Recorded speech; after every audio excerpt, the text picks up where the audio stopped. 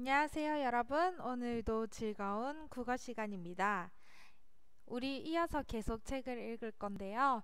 한 학기 한 권 읽기, 국어 시간에 고전 읽기, 홍길동전을 읽을 겁니다. 춤추는 솜에 바람을 따라 휘날리니.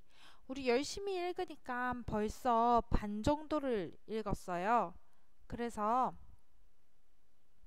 음, 그래서 계속 이어서 읽어 볼 건데요. 다음으로 넘기면 왜 안 나오지? 녹음했던 게 옆에 있었네. 여기 나오네요. 이제 세상을 바꾸자라고 이런 그 책 중간중간에 이런 챕터가 있어요. 그래서 이 부분이 좋아서 여러분들과 같이 나누기 위해서 조금 이 장면을 들고 왔는데요. 어떤 내용이었냐면요.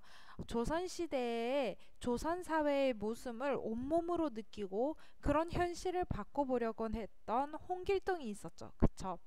이는 비록 소설 속의 이야기지만 우리 역사에서도 실제로 이렇게 세상을 바꾸기 위해 자신을 내던진 인물들이 있었습니다. 이런 인물들의 이야기를 들으면서 이 사람들이 꿈꿨던 세상은 어떤 세상인가에 대해서 생각해 보자는 이런 내용이 있었어요. 그래서 여기 보면 이 사람은 전봉준입니다. 그래서 전북 태인의 유림 집안에서 태어났고 여러분 살 시간에 많이 배웠던 동학 농민 전쟁의 지도자입니다. 그리고 이분은 홍경래, 여러분 홍경래의 난 아시죠? 이 사람은 평안도 몽락한 양반 출신이에요. 그리고 이 사람은 소설의 주인공 홍길동이 되겠고 이분은 임꺽정입니다. 백정 출신인데 이름난 의적이에요. 임꺽정. 여러분 많이 들어보셨죠? 그래서 막 이렇게 이 사람들이 같이 모여 있다고 상상을 해서 이야기를 주고받은 것인데요. 이런 거요. 홍길동이 먼저 이야기를 합니다. 우리가 이렇듯 힘겹게 싸워온 것은 그만큼 조선사회가 병들어 있었다는 증거겠지요. 저는 조선사회에 깊이 뿌리 박혀 있는 신분차별의 굴레를 견딜 수가 없었습니다. 능력이 있어도 그 능력을 펼칠 수 없는 사회, 이런 세상을 바꿔보고 싶었습니다. 라는 거였고, 임꺽정은 황해도의 농민들은 관리들의 숱하게 허덕이고 천민들은 신분에 따른 억압으로 하루하루를 살기 힘들었습니다. 저 또한 천민이었기에 참고 있을 수만은 없었지요. 라고 이야기했고, 홍경래 우리 평안도의 사정 역시 무척 심각했습니다. 양반 농민 할 거 없이 다른 지역에 비해 극심한 차별을 받았기에 누구나 불만을 가질 수밖에 없었습니다. 라고 이야기를 했네요. 이 세 사람 모두 신분차별 이런 것들이 힘들어했습니다. 자, 그렇다면 이분 전봉준은 어떤 것이 문제였을까요? 동학 농민 논쟁을 펼치신 지도자분께서는 우리의 싸움이 시작된 것은 고부 군수 조병갑의 학정 때문이었지만 이는 이 사람의 개인 문제가 아니에요. 동학교도를 중심으로 한 우리 농민군은 부패한 사회를 개혁하기 위해 전쟁을 벌였고 치열한 싸움 끝에 조정과 협상을 벌일 수 있었습니다. 그래서 일본이 개입되면서 모든 게 어긋나기도 하였고 그래서 홍경래 선생님께서 하는 말은 홍길동 선생의 이상향은 소설 속 이야기니 우리 중 뜻을 조금이나마 이룬 것은 전봉준 선생님인 것 같습니다. 이렇게 하면서 홍경래의 이분은 초반에는 농민들의 지지를 받았지만 점차 약화되었대요. 왜냐하면 분홍층에 의해서 저항에 머물렀을 뿐이지 뭔가 토지 개혁이나 신분 해방의 논리는 펼치지 못했기 때문이라고 합니다. 하면서 임꺽정은 이야기합니다. 저는 의적이라고 불리긴 했으나 어차피 도적이었습니다. 이런 행동만으로는 사회의 모순을 바꿀 수 없어요. 하지만 저는 그것에 만족했습니다. 탐관오리의 재물을 배를 곪는 백성들에게 나누어 주면서 이것이 바로 새로운 세상이다 라고 믿었으니까요. 이렇게 하면서 이제 백성의 소리를 듣게 하고 백성의 힘을 알게 하고 안 좋은 세상을 바꿀 수 있도록 노력한 이런 사람들이 우리에게 엄청 많았다는 그런 것들을 보고 우리 계속 읽어보도록 하겠습니다. 8장입니다. 병조판서 홍길동 한편 경상감사 길현은 동생을 잡아올리고 안타까운 마음을 달래지 못하고 있었다. 공무를 전폐한 채 서울 소식만을 기다리던 중 어명을 전하는 사령이 내려왔다. 마당으로 급히 내려와서 궁궐이 있는 북쪽을 향해 4번을 절하고 공문을 펴보았다. 그대가 길동을 잡지 않고 지빈령을 보내어 법정을 소란케 하였으니 허튼 수작으로 임금을 속인 죄를 면치 못하리라. 그러나 아직은 죄를 따지지 아니할 터이니 열흘 이내로 대접 길동을 잡아올리라. 감사는 황공하여 몸들 바를 몰라하며 부라부라 사방의 명령에 길동이를 잡고자 했다. 하루는 감사가 달밤을 맞이해 난간에 기대어 있었다. 그때 문득 선화당 대들보 위에서 한 소년이 내려와 엎드려 절하기에 자세히 보니 길동이었다. 감사가 길동을 크게 꾸짖으며 말했다. 네가 갈수록 더 큰 죄를 지어 기어이 집안에 화를 끼치고자 하느냐.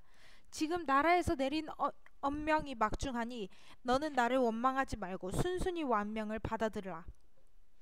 길동은 바닥에 엎드려 형에게 말했다. 형님께서는 염려하지 마시고 내일 저를 잡아보내십시오. 단 압송하는 군사들은 부모와 처자가 없는 자로 가려서 하시기 바랍니다. 감사가 그 이유를 물었으나 길동은 대답하지 않았습니다. 감사는 까닭을 알지 못한 채 동생의 요청대로 호성원을 뽑아 길동을 서울로 올려보냈다. 조정에서는 길동이 잡혀온다는 말을 듣고 총을 잘 쏘는 군사 수백 명을 남대문 부근에 매복시켜 놓았다. 그들에게 길동이가 문 안에 들어서면 일시에 총을 쏘아 잡으라고 명령했다. 이러한 조정의 움직임을 길동은 모두 예견하고 있었다. 길동을 실은 수레가 동장리 근처를 지나고 있을 때였다. 길동은 동장리 나루를 건너면서 비우자가 섞인 석자를 써서 공중에 날리고 왔다. 길동이 남대문 안에 당도하자 좌우의 포수가 명령에 따라 일시에 총을 쏘았다. 하지만 이때 때 아닌 폭우가 갑자기 쏟아지는 바람에 총구에 물이 가득하여 총질조차 할 수 없었다. 길동을 향해 총 한 번 겨눠보지 못한 채 길동을 태운 수레는 대궐문 앞에 이르렀다. 길동이 호송하는 군사들에게 말하였다. 너희는 나를 여기까지 성공적으로 압송하였으나 이제 내가 간다 해도 처벌을 받아 죽는 일은 없을 것이다. 순식간에 몸을 날려 수레를 깨뜨리고 수레에서 내려와 천천히 걸어나갔다. 정의 기병들이 말을 달려 길동을 쏘려 하였다. 하지만 말을 아무리 채찍질한들 축진법을 써서 달아나는 길동을 어찌 잡을 수 있겠는가. 성안의 모든 백성들은 그 신기한 술법에 그저 놀랄 뿐이었다. 그날 한양의 사대문에는 이런 방이 붙었다. 홍길동의 평생 소원은 병조판서를 맡는 것이옵니다. 전하께서 하해 같은 은혜를 베풀어 소신을 병조판서에 임명해 주시면 신이 스스로 잡히겠사옵니다. 조정에서는 이 일을 놓고 의견이 분분하였다. 어떤 사람들은 길동의 소원을 풀어주어 백성의 마음을 편안하게 하자고 하고, 또 어떤 사람들은 나라에 공을 세우기는커녕 만민을 소란스럽게 하고 상감께 근심이나 끼치는 불충한 놈을 절대로 한나라의 병조판서로 임명할 수 없다고 했다. 그러면서 서로 다투기만 할 뿐 아무런 결론을 내리지 못한 채 며칠이 지났다. 한편 길동은 동대문 밖에 구석진 곳에 가서 둔갑술을 부리는 신장을 불러내 호령했다. 진을 치고 싸울 준비를 하라.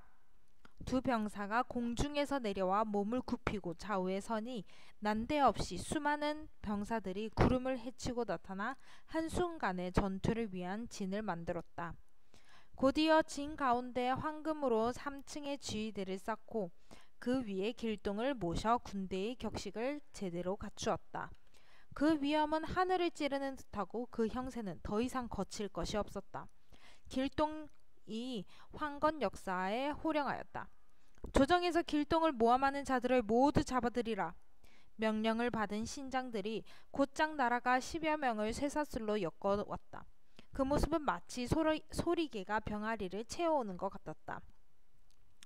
잡아온 자들을 단 아래 꿇어앉히고 죄를 따져 물었다. 너희는 조정의 존벌레가 되어 나라를 속이고 홍길동 장군을 해치고자 하였다. 그제로 말하면 죽어 마땅하나 인생이 가련하여 목숨만은 남겨두노라.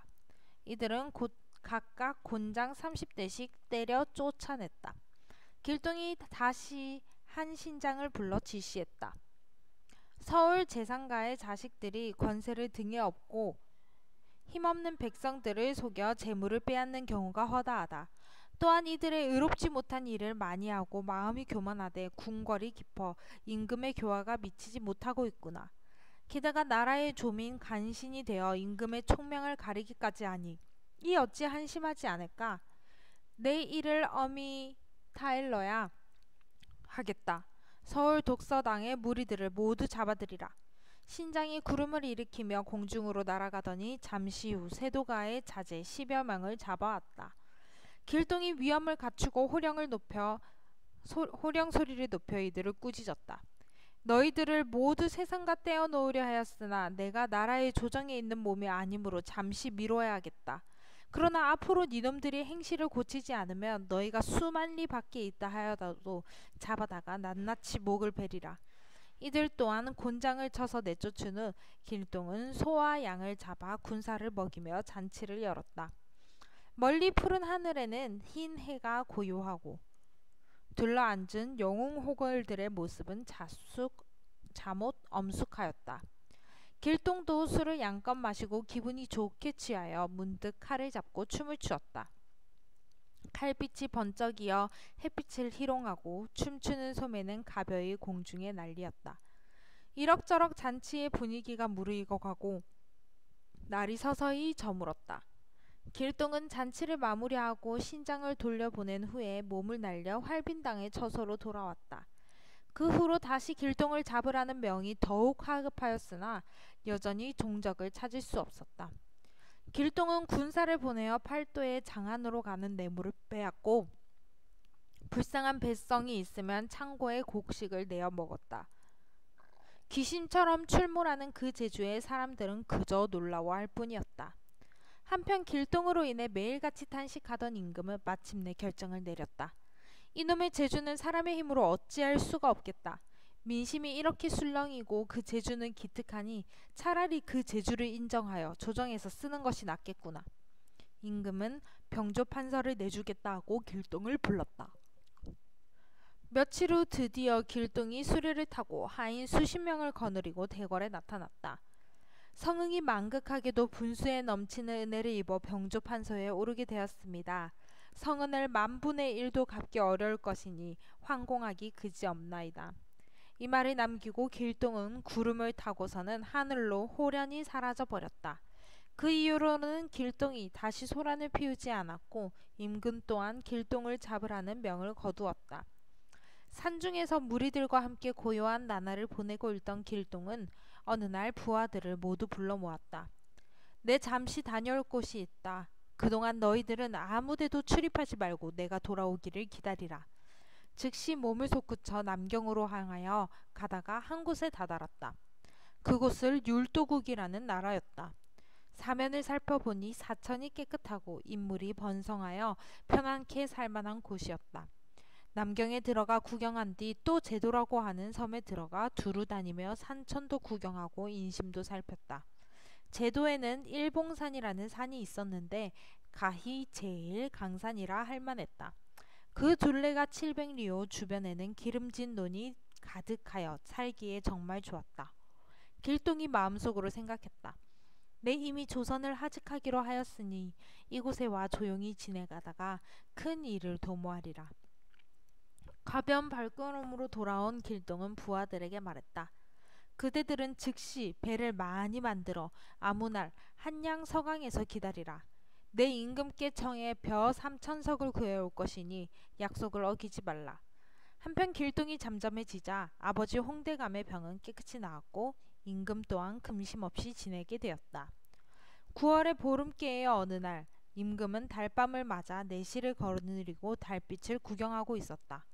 그런데 갑자기 하늘로부터 한 신선이 오색 구름을 타고 내려오더니 임금 앞에 엎드렸다. 임금이 놀라서 물었다. 귀인이 누추한 곳에 와서 무슨 허물을 이루고자 하나이까? 소신은 전 병조판서 홍길동입니다. 그제야 길동을 알아본 임금은 크게 놀라며 길동의 손을 잡았다. 그간 어디를 갔었던가? 전하의 성은을 생각하여 산중에서 조용히 나날을 보내었습니다. 소신이 이제 뜻한 바가 있어 조선을 떠나려고 합니다. 다시 전하를 뵈올 날이 없기에 하직 인사를 드리러 왔습니다. 마지막으로 바라옵건대 전하의 넓으신 덕으로 벼 3천석만 주시면 수천인 명이 살아날 것이옵니다. 부디 성은을 바라나이다. 임금이 허락하면서 말했다. 너는 어찌 신기한 재주를 조선국을 위해 쓰지 않는가? 신은 본디부터 전하를 받들어 만세를 모시자고 했습니다.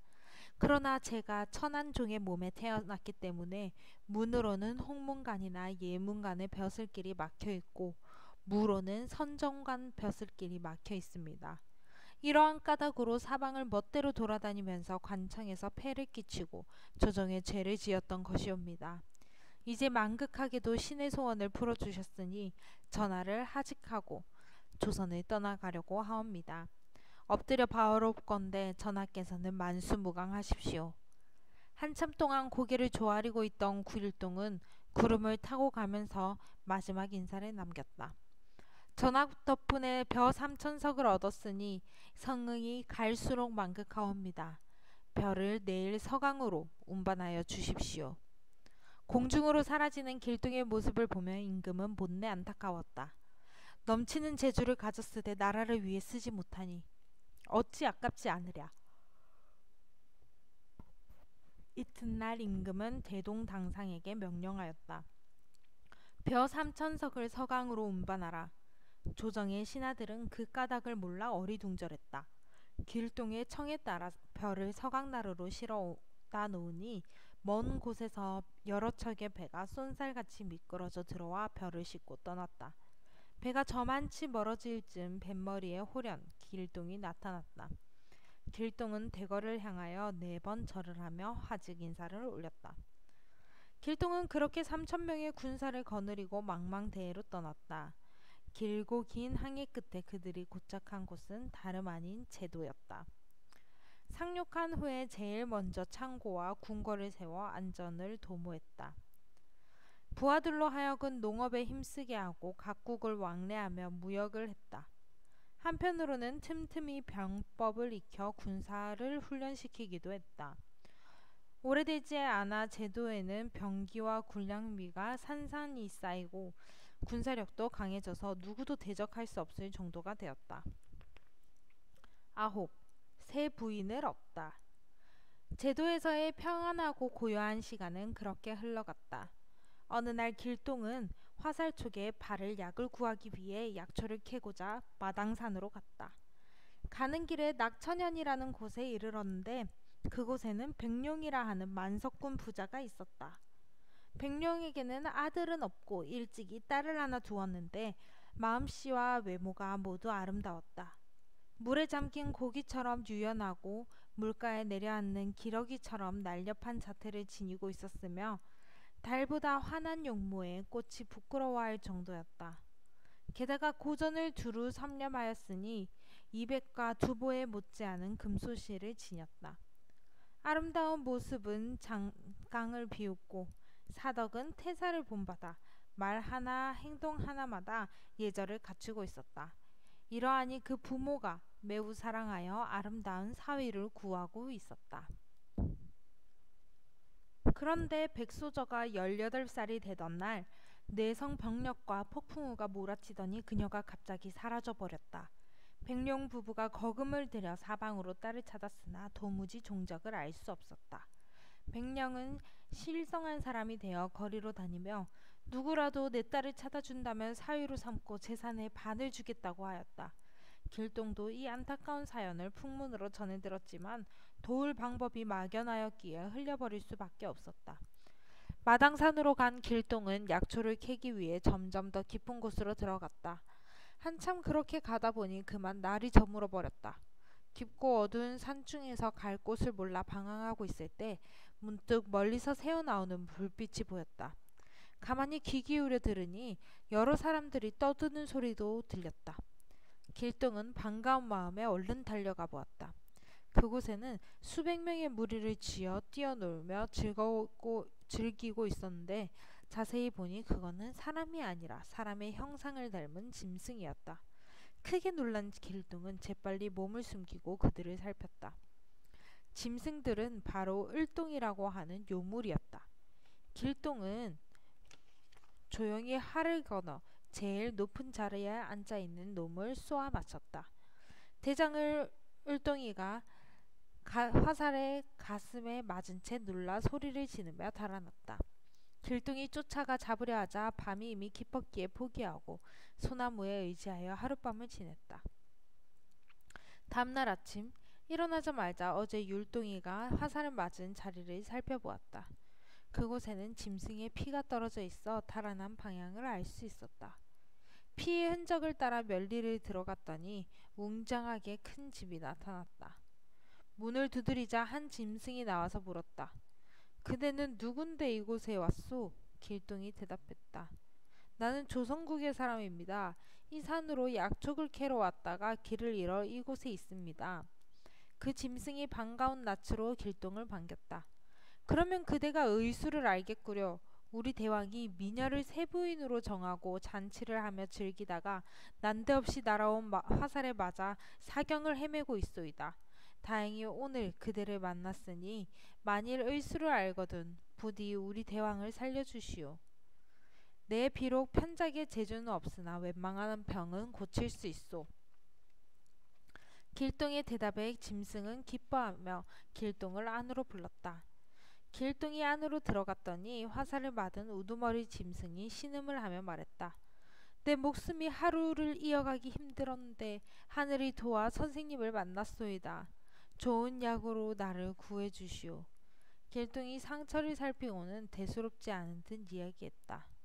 별로 어려운 병이 아니외다. 마침 내가 좋은 아이디어가 있어. 한번 먹으면 비단 상처에만 이로운 것이니 온갖 병이 깨끗해져서 없어지고 영원히 죽지 않을 것이오. 율동이가 크게 기뻐하며 약을 청했다. 길동이 비단 주머니를 열고 약 한 봉지를 꺼내어 술에 타 주었다. 율동이란 놈이 허겁지겁 약을 받아 마시더니 갑자기 배를 들이눕고 눈을 실룩이며 소리를 빽빽 질러댔다. 다리를 발발거리고 이 박박 갈면서 길동을 향해 외쳤다. 아, 약이 아니라 독이로다. 네가 나에게 무슨 원수를 졌길래 날 해치려고 드느냐. 고래고래 개성을 지르며 갑자기 자기 동생들을 불렀다. 어쩌다 흉적을 만나 내가 죽게 되었구나. 너희들은 이놈을 죽여 내 원수를 갚아다오. 그러고는 숨을 세차게 헐떡이다가 결국 죽어버렸다. 대장의 죽음에 분노한 을동이들이 일제히 칼을 들고 달려왔다. 내 형을 무슨 죄로 죽이느냐. 내 칼을 받아라. 길동이 비웃으며 말했다. 제 수명이 그것밖에 안 되는 것이로다. 내가 어찌 죽였겠느냐. 율동들이 크게 놓아여 칼을 들고 길동을 처리하려 했다. 길동이 대적하고자 했으나 손에 작은 칼 하나 없고 형세는 위급함으로 일단 몸을 날려 공중으로 달아났다. 을동은 본래 수만 년 묵은 요기여서 바람과 구름을 잘 부리고 요술이 뛰어났다. 무수한 요기가 바람을 타고 올라오기에 길동이 할 수 없이 도술로 육갑신장을 불러냈다. 곧이어 무수한 신장들이 공중에서 구름을 뿌리며 나타나더니 이내 모든 을동을 결박하여 땅에 꿀리었다. 길동이 칼을 빼앗아 을동을 다 베고 내실로 들어갔다. 안에는 세 여자가 있었다. 칼을 치켜들고 그들마저 배려하자 여자들이 울면서 매달렸다. 저희들은 요괴가 아닙니다. 불행하게도 요괴에게 잡아와 죽고자 했으나 틈을 얻지 못하여 이렇게 살고 있습니다. 길동이 그 여자들의 이름을 물었다. 한 여자는 바로 낙천현 백룡의 딸이요, 두 여자는 함께 잡혀온 양갓집의 교수들이었다. 길동은 여자들을 데리고 낙천현으로 돌아와서 백룡을 찾아가 그간의 정황을 이야기했다. 사랑하던 딸을 찾은 백룡은 크게 기뻐하며 거금을 들여 잔치를 베풀고 약속한 대로 길동을 사위로 삼았다.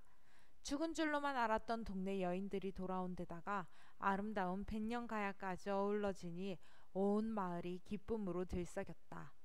마을 사람들이 함께 모여 경사를 자축하며 즐기던 중 나머지 두 여인의 아비도 길동에게 간청하였다. 은혜를 갚을 일이 없으니 저희 딸을 시첩으로 삼아 주시옵소서. 이리하여 20살이 되도록 부부의 즐거움을 모르던 길동은 하루아침에 새 부인을 얻게 되었다. 그 사랑은 비할 데 없이 굳었으며 백룡 부부도 길동 부부를 무척이나 사랑스러워하였다. 낙천현에서 꿈 같은 며칠을 보낸 길동은 다시 제도로 돌아가고자 장인에게 함께 떠날 것을 권유했다. 백룡 부부는 고향 땅을 떠나는 것이 마음에 걸려서 망설였지만 이내 사위를 따르기로 결심하고 일가 친척까지 모두 데려가기로 했다. 길동은 새 부인과 백룡 부부 일가 친척을 다 거느리고 제도로 향하였다. 제도의 강변에는 모든 군사들이 길동을 막기 위해 나와 있었다. 군사들은 길동의 결혼 소식에 마치 제일인 듯 기뻐했다. 여러 날 동안 함께 큰 잔치를 열고 길동이 부인을 얻은 것을 축하하며 즐겼다.